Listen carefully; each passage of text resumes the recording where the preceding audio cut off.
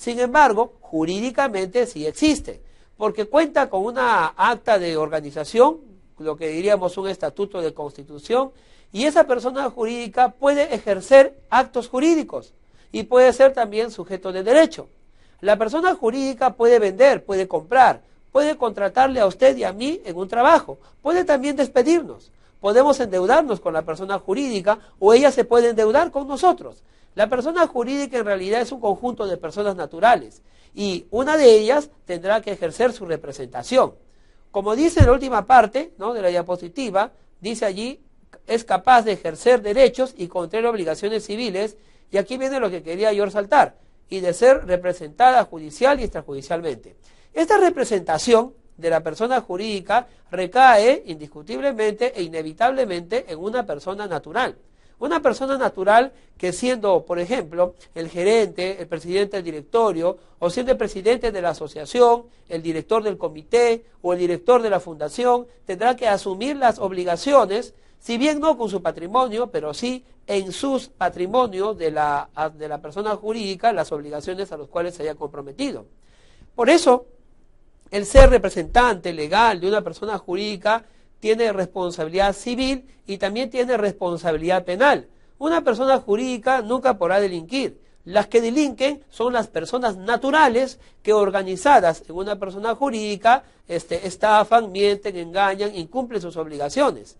Una persona jurídica, desde este punto de vista, no podrá existir sin la preexistencia de las personas naturales. Es posible que una persona jurídica esté formado por otras personas jurídicas, es decir, una asociación esté formada por varias asociaciones. Pero si revisamos el génesis de esa organización, encontraremos que la base final de esas asociaciones, o sea, de esas personas jurídicas, serán personas naturales. Obviamente, estamos de acuerdo con Osorio en que la persona jurídica es en realidad una ficción. Vamos entonces a continuar con la siguiente diapositiva. Existencia legal y natural de la persona. Vamos a leer juntos. Dice, en realidad comienza con el nacimiento. Desde entonces se inicia la personalidad civil del ser humano y se extingue con la muerte. El derecho de la personalidad es el conjunto de reglas e instituciones que se aplican a la persona considerada en sí misma, en su individuación y en su poder de acción. Hay algunos orígenes sobre la personalidad. La teoría de la concepción, por ejemplo, dice que la personalidad principia desde que está concebido el ser. Tenemos también la teoría del nacimiento, que dice lo siguiente: se funda en que durante la concepción el feto no tiene vida independiente de la madre y en que el reconocimiento de su personalidad tropezaría con el inconveniente práctico de la imposibilidad de determinar el momento de la concepción. Y finalmente tenemos la teoría de la viabilidad, que exige que para el reconocimiento de la persona no solo basta el hecho de nacer esta viva, sino además que debe nacer con la aptitud para seguir viviendo fuera del claustro materno. Esto se llama viabilidad o vitae habilis. Esto lo comenta Castanta Beñas, ¿no?, en su libro acerca del derecho de familia. Bien, vamos a explicar estas tres teorías. En principio, estas tres teorías han estado debatiendo durante muchos años, especialmente entre los 50, 60 y 70.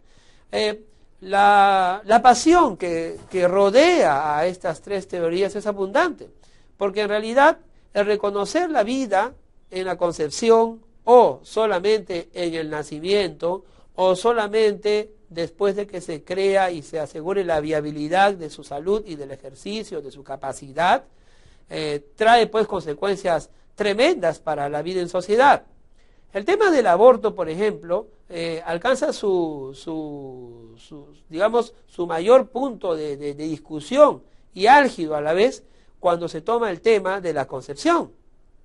Puesto que si la persona humana comienza con la concepción, entonces truncar el desarrollo natural del feto sería pues un atentado contra la persona. Aunque en nuestra sociedad le llamamos a eso aborto, en realidad hay muchas posiciones y muchas doctrinas que tratan de sustentar que no sería pues aborto, que tendría que llamársele por su nombre, que en este caso tendría que ser homicidio. Matar a una persona, ¿no?, significaría cometer asesinato, cometer homicidio. Por eso la teoría de la concepción fue bastante duramente atacado, especialmente por aquellos movimientos de extremo feminismo o aquellos movimientos que defienden al aborto. Fue atacado y seguirá haciéndolo, como lo es en realidad en la práctica. Esta teoría de la concepción es la que prima en el Código Civil y en el ordenamiento jurídico peruano.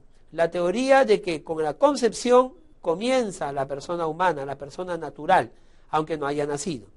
Contra esta teoría existen otras dos que paralelamente, ¿no?, son materias siempre de discusión en la doctrina. Es la segunda, la que acabamos de leer hace unos segundos, es la que trata la teoría del nacimiento, donde dice que solamente una persona natural se considerará tal cuando ya nazca, es decir, cuando salga del vientre materno. Cuando deje, ¿no?, cumpla los 9 meses o en todo caso salga del vientre materno, porque a veces persiste vecinos o a los 8 meses, a veces el alumbramiento se adelanta por razones fisiológicas y naturales.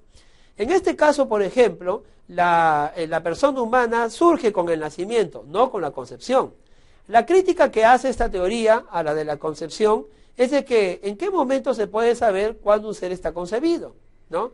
Bueno, hoy en día con la tecnología, con el avance de la ciencia, en realidad ya la ciencia puede demostrar el momento al menos en que el espermatozoide ingresa al óvulo femenino. Eso puede ya apreciarse científicamente.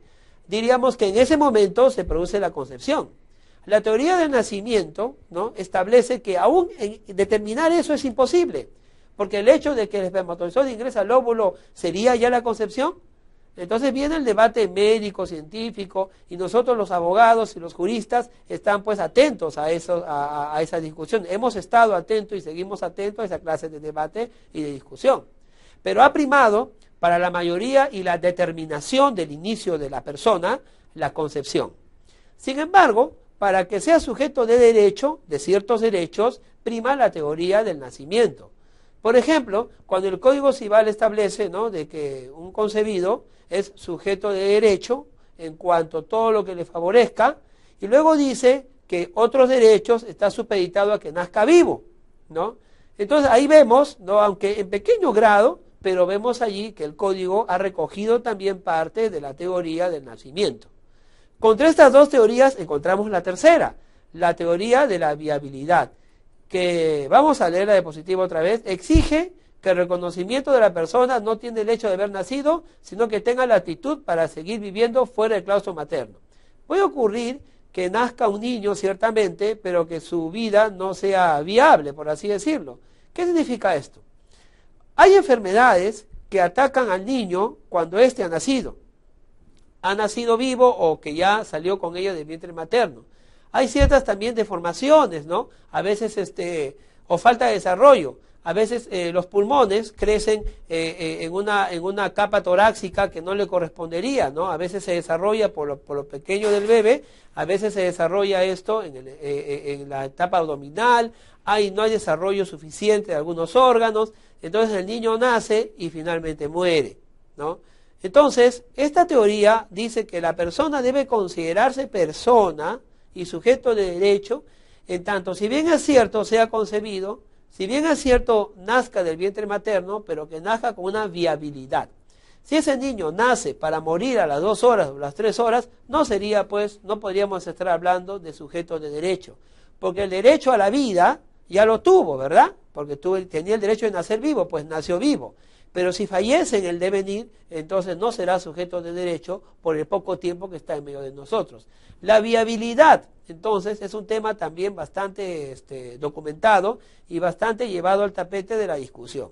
El Código Civil establece, ¿no?, respecto a esta teoría, la recibe también en parte cuando habla acerca de la capacidad, de la incapacidad, ¿no?, del nasciturus, que ha nacido vivo.